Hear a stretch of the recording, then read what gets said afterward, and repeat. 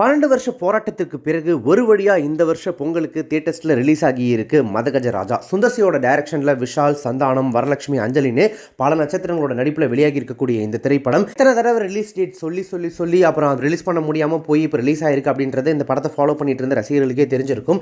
படக்குழுவினரே ரசிகர்கள் என்ன சொல்ல போறாங்களோ அப்படின்னு எதிர்பார்த்துட்டு நிலைமையில பொங்கல் ரிலீஸ் அப்படின்னு சொன்னோடனே ஆஹா இந்த படத்துக்கு தான் எதிர்பார்த்துட்டு இருந்தோம், இப்படி ஒரு கமர்ஷியல் என்டர்டைனர் படத்தை பார்த்து எவ்வளவு நாள் ஆச்சு அப்படின்னு சொல்லி ரசிகர்கள் மத்தியில் இந்த படத்துக்கு ஒரு மிகப்பெரிய எதிர்பார்ப்பு இருந்துச்சு. ரசிகர்களோட இந்த 12 வருஷ காத்திருப்பையும் எதிர்பார்ப்பையும் இந்த மதகஜ ராஜா பூர்த்தி செஞ்சுச்சா? படம் எப்படி இருக்கு அப்படின்னு கேட்டீங்கன்னா, முதல்ல படத்தினுடைய கதை. ஷார்ட்டா எம்ஜிஆர் அப்படின்னு சொல்லப்படக்கூடிய படத்தினுடைய ஹீரோ மதகஜ ராஜா நம்ம விஷால், அப்புறம் கல்யாண சுந்தரம் நம்ம சந்தானம், ரமேஷ் அதாவது சடகோபன் ரமேஷ், சண்முகம், நிதின் சத்யா ஆகிய 4 பேரும் சின்ன வயசுலேருந்தே நண்பர்களாக இருக்காங்க. சின்ன வயசுல க்ளோஸாக இருந்தவங்க 4 பேரும் அப்புறம் வளர்ந்ததுக்கு அப்புறமா ஆளுக்கு ஒரு திசையில் அவங்கவுங்க வேலையை பார்த்துட்டு இருக்கிற டைம்ல தான் அவங்களுடைய பள்ளி பருவ கால பிடி வாத்தியாருடைய மகளின் திருமணத்தில் மறுபடியும் ஒன்றா சேர்றாங்க. அங்கே நடக்கக்கூடிய அந்த திருமண கலாட்டங்கள் எல்லாமே முடிஞ்சதுக்கு அப்புறமா ஃப்ரெண்ட்ஸ் எல்லாருமே ஒருத்தருக்கு ஒருத்தர் பிரியும் போது தான் ஒவ்வொருத்தருக்கும் எவ்வளோ பிரச்சனை இருக்குது அப்படின்றத ஒவ்வொருத்தரும் ஷேர் பண்ணிக்கிறாங்க.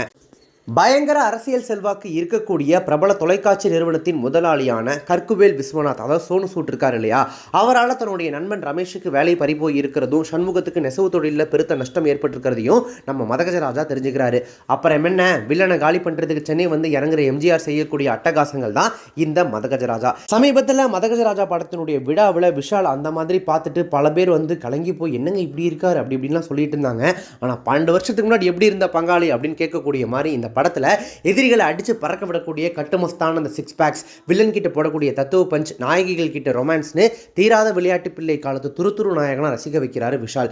என்ன பேசினாலும் கவுண்டர் போட்டு கலாய்ச்சி காமெடி பண்ணி சிரிக்க வைக்கக்கூடிய சந்தானம், விண்டேஜ் மோட்ல அவருடைய பாடி லாங்குவேஜை பழையபடி காமெடினா ஸ்க்ரீனில் பார்க்கும்போதெல்லாம் பழைய பன்னீர்செல்வத்தை திரும்ப பார்த்த ஒரு ஃபீல். உண்மையாக சொல்கிறாங்க, படத்தில் விஷாலுக்கு அப்புறமா ஏன் நிறைய இடங்கள் விஷாலையுமே டாமினேட் பண்ணக்கூடிய அந்த கேரக்டரில் சந்தானத்தினுடைய அந்த காமெடிஸ் இருக்குது. அவருடைய கவுண்டர்ஸ் ஒவ்வொன்றுக்கும் தேட்டரில் அப்படி ஒரு ரெஸ்பான்ஸ், அப்படி விழுந்து சிரிக்கிறாங்க.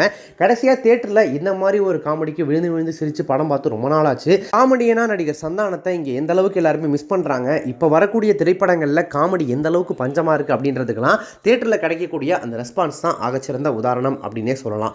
படத்தில் ஹீரோயின்ஸாக அஞ்சலியும் வரலட்சுமியும் நடிச்சிருக்காங்க. ஸோ நாயகிகளாக பாடலையும் நகைச்சுவை காட்சிகளையும் அஞ்சலியும் வரலட்சுமி தங்களுக்கு கொடுக்கப்பட்ட பணியை குறைவில்லாமல் செஞ்சுருக்காங்க. சுந்தர்சியோட ஸ்டைல் ஆஃப் ஹீரோயின்ஸ் தான் அப்படின்னாலுமே கூட ட்ரெஸ்ஸிங்கில் இந்த அளவுக்கு தாராளம் காமிச்சிருக்க வேணாம். கிளாமர் கொஞ்சம் ஒரு சில இடங்களில் ஓவர் டோஸாகவே ஃபீல் ஆச்சு. அஞ்சலியோட அப்பாவாக வரக்கூடிய சுவாமிநாதனும் அப்பப்போ சந்தானத்தோடு சேர்ந்து ஒரு சில இடங்களில் சின்ன சின்ன காமெடிஸை கொடுத்துருக்காரு. அதுவுமே நிறைய இடங்களில் ஒர்க் அவுட் ஆயிருக்கு. அமைச்சர் நல்லமுத்துவாக வரக்கூடிய மனோபாலா வருகிற இடங்கள்லாம் அவருடைய அந்த பாடி லாங்குவேஜும் சரி, ஃபேஸில் காட்டக்கூடிய எக்ஸ்பிரஷன்ஸும் சரி, சிரிப்பு பட்டாசு அவரும் தன்னுடைய பங்குக்கு கொளுத்திட்டு போறாரு. மறைந்த நடிகர் மனோபாலாவோட சேர்த்து நடிகர்கள் மணிவண்ணன், சிட்டிபாபு அத்தனை பேரையும் இத்தனை வருஷத்துக்கு அப்புறமா ஸ்கிரீன்ல பார்க்கறது உண்மையாவே ஒரு ரசிகரா அவ்வளோ நிகழ்ச்சியா இருந்துச்சு. எப்படி சந்தானம் என்னதான் இப்போ ஹீரோவானாலும் நம்ம காமெடியன் சந்தானத்தை மிஸ் பண்றோம், அந்த மாதிரி விஜய் ஆண்டனி என்னதான் இப்போ ஹீரோவா நடிச்சிட்டு இருந்தாலும் இசையமைப்பாளராக இருந்தப்போ அவருடைய பீக் டைம்ல ரிலீஸ் ஆன இந்த படத்தினுடைய ஆல்பத்தில் அப்போ கிட்டத்தட்ட எல்லா பாடல்களுமே ஹிட் ஆயிருந்துச்சு. இப்போ 13 வருஷங்களுக்கு அப்புறமும் கூட தேட்டரில் அவருடைய அந்த ஒவ்வொரு பாட்டுக்கும் ரசிகர்கள் வைப் பண்ணுறாங்க அப்படின்னா வைப்னால விஜய் ஆண்டனியா அப்படின்றத இன்னொரு தடவை ப்ரூவ் பண்ணியிருக்காரு. அவருடைய இசையில் விஷாலினுடைய குரலில் 13 வருஷங்களுக்கு முன்னாடி ஹிட் அடித்த டியர் லவர் பாட்டுக்கு தேட்டரில் அப்படி ஒரு ரெஸ்பான்ஸுங்க. விஷாலோட சேர்ந்து மொத்த தேட்டருமே பாடுறாங்க. சிக்கு புக்கு சிக்கு ரயில் வண்டியாக இருக்கட்டும், அரண்மனை 4ல் எண்டில் அச்சச்சோ பாட்டு வச்ச மாதிரி தும்பைக்கு தும்ப பாட்டை இதில் எண்டில் வச்சதாக இருக்கட்டும், சுந்தர்சி அவருடைய டெம்ப்ளேட் படத்தை கொடுத்துருக்காரு. விஜய் ஆண்டனியுடைய மியூசிக்கில் அந்த பாட்டெல்லாம் வந்து ரசிகர்கள் நல்லாவே ரசிக்கிறாங்க. அந்த பாட்டெல்லாம் பார்க்கும்போது ஒரு நாஸ்டாலஜியா ஃபீல் வருது. ஒரு கமர்ஷியல் படத்துக்கு தேவையான உணர்வை துள்ளலாக கொடுத்துருக்கு பின்னணி இசை. அந்த இடத்துலையுமே விஜய் ஆண்டனி தன்னுடைய முத்திரையை பதிச்சிருக்காரு. ஒளிப்பதிவாளர் ரிச்சர்ட் எம் நாதன் அவர்கள் ஒளிப்பதிவில் சுமோக்கள் பறக்கக்கூடிய அந்த சேசிங் சண்டை காட்சிகள், ரகலையான நகைச்சுவை எபிசோடு, அப்புறம் வெளிநாட்டு பீச் பாடல்களில் வரக்கூடிய அந்த சில் அவுட் காட்சிகள் ஆகியவற்றை சிறப்பான கோணங்களால் படமாக்கி கொடுத்துருக்காரு. ஆனால் ஒளி உணர்வில் சற்றே திகட்ட வைக்கக்கூடிய வெளிச்சம் அங்கங்கே ஒரு சில இடங்களில் எட்டி பார்க்குது. அது பழைய படம் அப்படின்றதுனால இருக்கா இல்லை அவங்க எடுத்ததே அப்படிதானா அப்படின்றது தெரியல.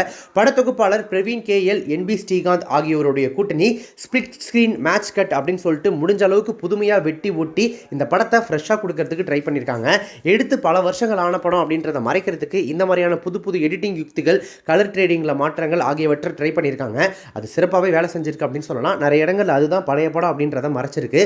இருந்துமே செகண்ட் ஹாஃபில் இன்டர்வல் முடிஞ்சதுக்கப்புறமா வரக்கூடிய ஒரு 20 நிமிஷ காட்சிகளில் அந்த வில்லன் ஹீரோவுக்கான அந்த விஷயங்களை ஒரு மாதிரி காமிச்சிருப்பாங்க காட்சிகளாக, அதெல்லாம் கொஞ்சம் நிறையவே குறைச்சிருந்துருக்கலாம் அப்படின்னு தோணுச்சு. பாடல் காட்சிகளில் போடப்பட்ட செட்கள் மூலமாக கலை இயக்குனர் குருராஜ் வந்து தன்னை கவனிச்சுக்க வச்சுக்கிறாரு. இரண்டாவது பாதையில் ஆரம்பித்த சில நிமிடங்களில் வரக்கூடிய ஹீரோ வில்லன் மோதலில் எந்தவித புதுமையுமே இல்லாததுனால அந்த இடம் ஒரு மாதிரி டல் அடிக்க தொடங்குது. அதை தான் நானுமே எடிட்டிங்கில் தூக்கியிருக்கலாம் அப்படின்னு சொன்னேன். ஆனால் அது முடிஞ்சு உடனே திரைக்கதையில் நகைச்சுவை கூட்டணி இணைஞ்சு சரிங்க சந்தோஷமாக இருங்க அப்படின்னு சொல்லிட்டு நம்ம ட்ரெண்டிங் மளிகை கடை தாத்தா மாதிரி பயங்கரமாக கலகலப்பாக கூட்டிடுறாங்க. சென்சார் சர்டிஃபிகேட்டில் ஆரம்பித்து ஏதோ ஒரு பழைய படத்தை பார்க்க வந்திருக்கோம் போலே அப்படின்னு சொல்லிட்டு ரொம்ப பின்னாடி போய் ஒரு படத்தை பார்க்குற ஃபீல் இருந்தாலுமே கூட தன்னுடைய அந்த கமர்ஷியல் ஜானர் என்றைக்குமே எக்ஸ்பைர் ஆகாது அப்படின்னு சொல்லிட்டு காலரை தூக்கிட்டு நிற்கிது சுந்தர்சியோட அந்த திரைக்கதை. அதுலேயும் கடைசி 20 நிமிஷங்களில் மனோபாலா, சந்தானம், நான்கடவுள் ராஜேந்திரன், விஷால் அடிக்கக்கூடிய அந்த லூட்டியில் மொத்த அரங்கமே சிரிப்பால் நிரம்பி வழியுது. அந்த 20 நிமிஷ காட்சி தான் இந்த படத்தினுடைய பீக் அப்படின்னு சொல்லலாம். அப்படி சிரிக்க வச்சுருக்காங்க.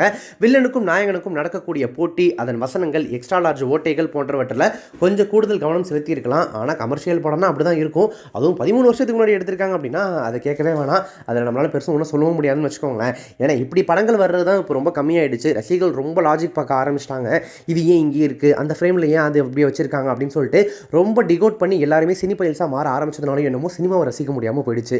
அதனாலேயே நம்ம ஊர் டேரக்டர்கள் இப்போ என்ன பண்ணிட்டாங்க அப்படின்னா ஆக்ஷன் த்ரில்லர் சினிமாக்கள் இல்லை வந்து விழாக்களுக்கு அனுப்பக்கூடிய அந்த மாதிரியான படங்கள் அப்படி தான் எடுக்க ஆரம்பிச்சிட்டாங்க. அதனாலேயே பல திரைப்படங்கள் ரசிகர்கள் மத்தியில் வரவேற்பு பெறாமலும் போயிடுச்சு. ரசிகர்கள் ஒரு மாதிரி டல் அடிக்க ஆரம்பிச்சிட்டாங்கன்னு வச்சுக்கோங்களேன். அதனால தான் இப்படி எந்த லாஜிக்குமே பார்க்காம போனோமா, பாட்டு, ஃபைட்டு, காமெடின்னு என்ஜாய் பண்ணோமா, திரும்பி வந்தோமான்னு சொல்லிட்டு இப்படி ஒரு கமர்ஷியல் படம் திரும்ப 13 வருஷத்துக்கு அப்புறம் வரவும் ரசிகர்கள் இவ்வளோ ஆர்வமாக வெயிட் பண்ணிட்டு இருந்தாங்க. அதுதான் இந்த படத்தினுடைய ரிசல்ட்டுமே சொல்லுது. இந்த பொங்கல் விழா காலத்தில் நம்ம எதிர்பார்த்த அளவுக்கு நிறைய படங்கள் ரிலீஸ் ஆகலை, விடாமுயற்சி தள்ளி போயிடுச்சு. மற்ற திரைப்படங்கள்லாம் அந்த பொங்கல் ஃபெஸ்டிவலுக்கு ஏற்ற மாதிரி இல்லை அப்படின்னு யோசிச்சுட்டு இருக்கும்போது எந்த லாஜிக்குமே பார்க்காம ஒரு கம்ப்ளீட்லி ஹியூமரஸான கமர்ஷியல் விருந்து சாப்பிடணும் அப்படின்னு சொல்லிட்டு நீங்கள் தேட்டருக்கு வந்தீங்க அப்படின்னா நீங்கள் என்னத்தை விருந்து எதிர்பார்க்குறீங்க, நான் உங்களுக்கு படையிலே வைக்கிறேன் அப்படின்னு சொல்லி சுந்தர்சி, சந்தானம், விஷால் காம்போ நம்மளை பயங்கரமாக சிரிக்க வச்சு என்டர்டெயின் பண்ணி அனுப்புகிறாங்க. அப்படின்ற வகையில் இந்த பொங்கலுடைய வின்னர் மதகஜ ராஜா அப்படின்றதுல எந்த டவுட்டுமே கிடையாது. நீங்கள் தாராளமாக குடும்பத்தோட அல்லது ஃப்ரெண்ட்ஸ் கூட போயிட்டு கலகலன்னு சிரிச்சுட்டு என்ஜாய் பண்ணிட்டு வரலாம். அண்ட் நான் ஆல்ரெடி சொன்ன மாதிரி சுந்தர்சியோட திரைப்படங்கள் நீங்கள் ரெகுலராக வாட்ச் பண்ணிட்டு இருந்தீங்க அப்படின்னா உங்களுக்கு இதெல்லாம் புரிஞ்சிருக்கும். படத்தில் ஒரு சில இடங்களில் டபுள் மீனிங் காமெடி டைலாக்ஸ் நிறைய வருது. அதே மாதிரி ஹீரோயின்ஸோட ட்ரெஸ்ஸை முடிஞ்ச வரைக்கும் பட்ஜெட்டை குறைக்கிற மாதிரி குறைச்சி அந்த கிளாமரை கொஞ்சம் கூட்டியிருக்காரு சுந்தர்சி. அதெல்லாம் நீங்கள் ஃபேமிலியோட போகிறீங்க அப்படின்னா பார்த்துக்கோங்க, அவ்வளோ வல்கராக இருக்காது. பட் இருந்தாலும் நான் உங்களுக்கு சொல்லணும் அப்படின்றதுக்காக சொல்கிறேன். மற்றபடி நீங்கள் ஃபேமிலியோட போயிட்டு என்ஜாய் பண்ணிட்டு வரதுக்கு இந்த ஃபெஸ்டிவல் டேவுக்கு சிறந்த திரைப்படமாக மதகஜ ராஜா இருக்கும். இல்லை நான் ஒரு உலக சினிமா உலக்கையாக சுற்றிட்டு இருக்கேன், நான் திரைப்படங்களில் எப்போதுமே கதையை மட்டும் தான் கவனிப்பேன், எனக்கு ஒவ்வொரு ஃப்ரேமும் பார்த்து செதுக்கி இருக்கணும் அப்படின்ற மாதிரிலாம் நீங்கள் எதிர்பார்க்குற ஆளாக இருந்தீங்கன்னா இந்த திரைப்படம் உங்களுக்கானது இல்லை. ஆல்ரெடி நம்ம ரிவ்யூவில் சொன்ன மாதிரி எந்த லாஜிக்கும் பார்க்காம அந்த கமர்ஷியல் சினிமா அப்படின்ற அந்த மேஜிக்கை மட்டுமே ஸ்க்ரீனில் செலிப்ரேட் பண்ணணும், எனக்கு சிரிச்சுட்டு வரணும், எல்லாத்தையும் மறந்துட்டு அப்படின்னு நினச்சிங்கன்னா இந்த திரைப்படம் உங்களுக்கான திரைப்படமாக இருக்கும் அப்படின்றத சொல்லிக்கிறேன். நீங்கள் இந்த மதகஜ ராஜா திரைப்படத்தை பார்த்துட்டீங்க அப்படின்னா படத்தை பற்றின உங்களுடைய ரிவ்யூ என்ன, கருத்துக்கள் என்ன அப்படின்றத கமெண்ட்ஸில் ஷேர் பண்ணுங்கள். இப்போ இந்த ரிவ்யூ உங்களுக்கு ரொம்ப பிடிச்சிருந்துச்சுன்னா லைக் பண்ணுங்கள், ஷேர் பண்ணுங்கள். நம்ம சேனலை இது வரைக்கும் சப்ஸ்கிரைப் பண்ணதும் யாராவது ரிவ்யூ பார்த்துருக்கீங்க அப்படின்னா மறக்காம உடனே இப்போவே நம்ம சேனலுக்கு சப்ஸ்கிரைப் பண்ணிட்டு பக்கத்தில் நோட்டிஃபிகேஷன் பெல் பட்டனை மறக்காம டிங்கு நினைத்திருங்க.